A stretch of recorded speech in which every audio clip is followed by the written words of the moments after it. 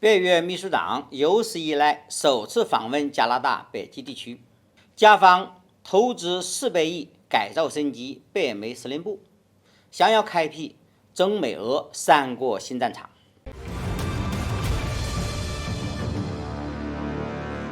各位网友，大家好，欢迎来到评估，我是易评估。今天我们要聊的话题是：美国不甘失败，开辟北极新战场，北约准备介入冲突。俄乌冲突已逾半年，局势愈演愈烈，加之寒冬即将到来，北约秘书长斯托尔滕贝格在这个时候说了句大实话。在外媒采访时，他非常无奈地表示，虽然欧洲会继续支持乌克兰，但是这绝非易事，欧洲也将为支持乌克兰付出惨痛的代价。然而我们别无选择。斯托尔滕贝格的这番话粗略地听起来确实很无奈。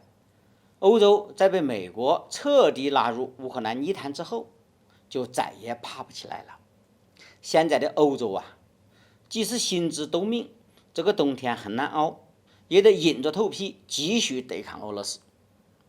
斯托尔滕贝格这番话的言外之意，无非就是美国不甘心失败，要继续攻火，欧洲也必须跟随美国的脚步，不能掉链子。至于欧洲人的死活，美国人并不关心。北约秘书长斯托尔滕贝格说白了就是美国的傀儡。北约想的仍旧是同时对抗俄罗斯和中国。这不，日前北约秘书长又访问了美国的小弟北约成员国加拿大，而目的就是要在北极与中国和俄罗斯展开新的博弈，开辟新的战场。日前，斯托尔滕贝格正式访问加拿大，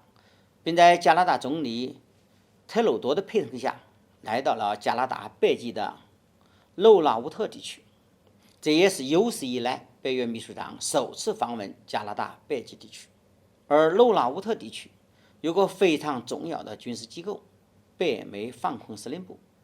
这也是斯托尔滕贝格此行的最终目的。早前，斯托尔滕贝格就在加拿大《环球邮报》上发文，指责中国和俄罗斯，宣称中国早就开始在北极动手脚，企图建立极地丝绸之路，彻底打通中国到欧洲的通道，这对欧洲造成了极大的安全威胁。而对俄罗斯方面，斯托尔滕贝格则认为，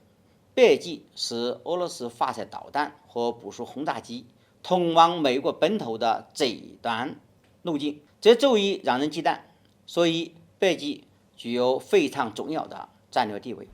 很显然，北约或者说北约幕后的美国，在东欧制造了俄乌冲突，在亚太搅动中国周边局势，在中东引发地区混乱之后，还不满足，还要在北极这个无人区开始与中俄对抗，并将自己的一些臆测强扣在中俄两国的头上，想要坐实中国和俄罗斯就是整个西方世界的最大敌人。而作为美国小弟的北约成员国加拿大，也不声不响地向北美司令部开始了一系列的升级改造。据加拿大国防部长阿兰德公开表示，加拿大将在未来几年内花49亿对这个美国和加拿大的联合军事指挥部进行改造，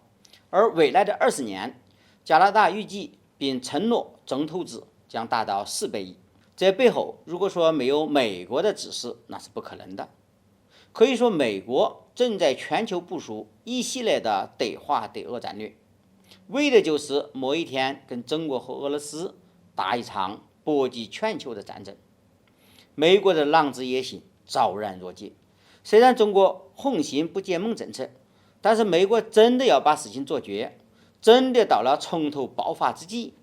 不知道美国是否能够同时承受2个世界大国的怒火。好，今天的话题就聊到这儿，谢谢你的关注。